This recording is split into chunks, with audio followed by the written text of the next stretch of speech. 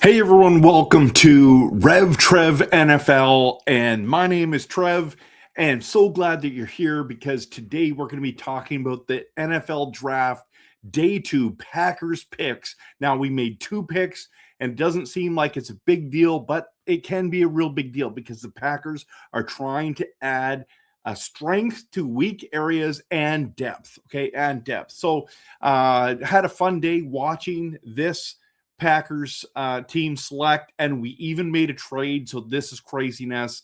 So we're going to dive into the good and the bad. If you like that kind of content, of Packers content that is passionate, realistic, and honest, please hit the like and subscribe, everyone, because I love to make Packers content. And so there's all kinds of ways you can find me. So let's dive into the NFL Draft Day 2 Packers picks. Now, very first pick, at pick 52, the Packers went ahead, and we know the need. I've been making videos all over TikTok and everywhere saying we needed to pick up a cornerback, and this is who we ended up with. Brandon Cisse from the South Carolina Gamecocks. And let's just look into that right now. So, actually, before we do that, can I just backtrack for one moment? I forgot to mention, I'll get back to him in just a second, but I had the privilege today of being on the Matt Ramage show. It was his draft special with all these great guys, and I had a blast. So thank you, Matt, for having me on. You can check out his Day 2 coverage with myself and Matt and all these wonderful guys. So there were 6 guys on it this time. It was really great, and I really enjoyed it. So that big shout out to all you guys, and the Packers faithful are awesome. So okay, let's go back to and the other big news was this just in. So we also gave Reed $50.25 million over 3 seasons, $20 million guaranteed. That was huge news. So that solidified our wide receiver core for Watson, Golden, Reed, Tucker Kraft. Got a few other guys there. I think we still might draft a wide receiver. Okay, let's dive back into round 2. Okay, let's get back into what we did here. So we're going to talk about the good and the bad. So Brandon Cisse, 5'11", almost 6 feet, 198 pounds, and the cornerbacks in Day 2 started flying off the board. So it was fun to watch, but the couple of guys that I wanted us to land, for example, Colton Hood, I really wanted us to get. I was wondering if we were going to take a gamble on McCoy, but he's still available after both rounds, so maybe that's a day. Well, he's going to go on Day 3. I wonder if we're going to end up picking him there. He's highly touted, but maybe where everyone's just afraid of his stuff there. But as you can see right here, he gets to the quarterback. He plays coverage. He has good athletic ability. So let's talk about the good and bad of him. Okay. So the good is Cisse's explosive athleticism and upside. He's a scheme versatile in coverage, and he is an A-rated run supporter. That's huge. So I'm anticipating that he's going to play quite a bit this year. They might ease him in the first couple days, but I'm thrilled that we addressed the need of corner right away and got ourselves what I would consider a very good cornerback prospect, and I'm excited to see him play. And he's going to be excited. Okay, the bad news is this: Cisse lacks instincts and break anticipation that could cost him in coverage against quality route runners. That is dangerous. And he lacks on-ball production, and his coverage consistency creates a more volatile floor. So these are the concerns. Every player has positives and negatives. There are busts in the first, second, third, fourth, fifth, sixth, and seventh round. So we're hoping that he's not a bust. We're hoping that he fits our scheme beautifully, and we look forward to see him play with us for a very long time. So this is very, very exciting in my books. Okay, so the next one is that we made a trade. Okay, we made a trade in the next round, and we'll just close this off for a second.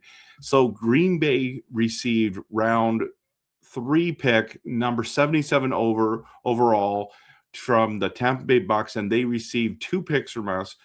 Round 3, number 84, and round 5, number 160. I thought that was to jump up 7 spots and only give up a 5th round pick. I'm okay with that. And so they went and got their guy. And the question is, and that's, I didn't put his details below. Let me just bring his big details below here. My apologies, everyone. Just bringing it up right now. Okay, that was fast.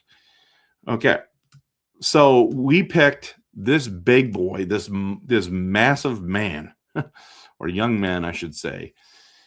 Chris McClellan from Missouri, 6'3.5" or 3/4, and 313 pounds to play nose tackle, DT. Now we just got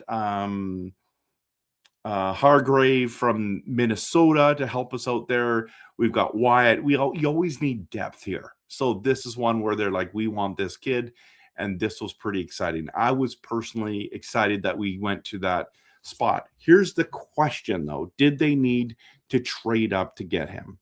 Now, the Tampa Bay Buccaneers ended up picking wide receiver Ted Hurst from Georgia State, who's a 6 foot, almost 4, 206-pound wide receiver, and also get a 5th round pick. Be interesting who they select. But after us, the Jaguars had picked a defensive tackle from Texas A&M's at Regis.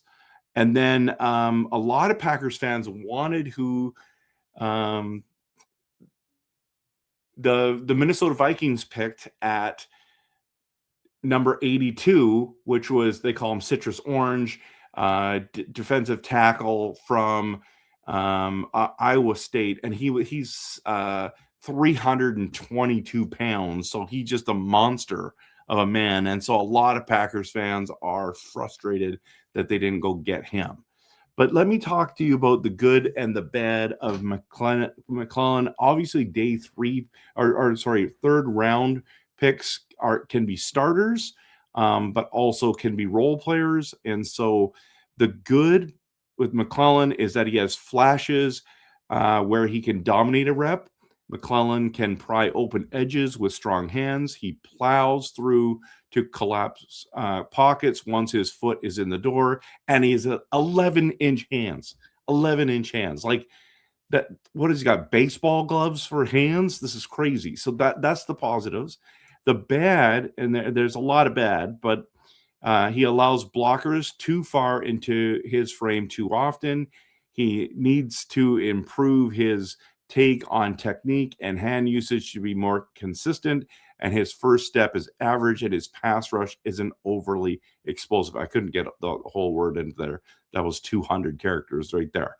So this is the good, the bad, and I mean, they're going to try to develop him. So this is really, really interesting. What do you guys think about these picks? Please post it in the comments. Also, I like the need.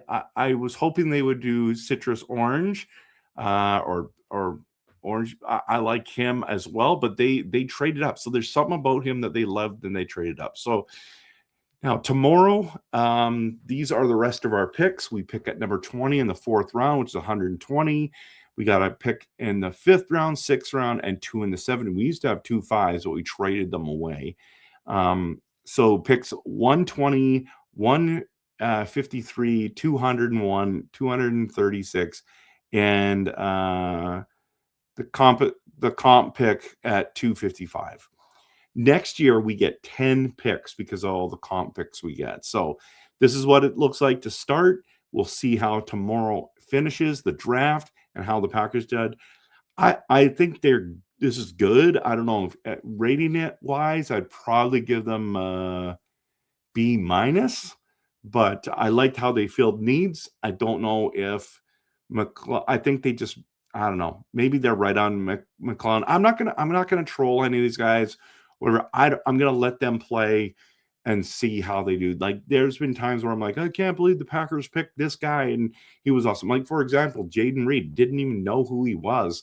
We picked him. He was fantastic. One guy I was really high on is Edrin Cooper. So pumped that we got him.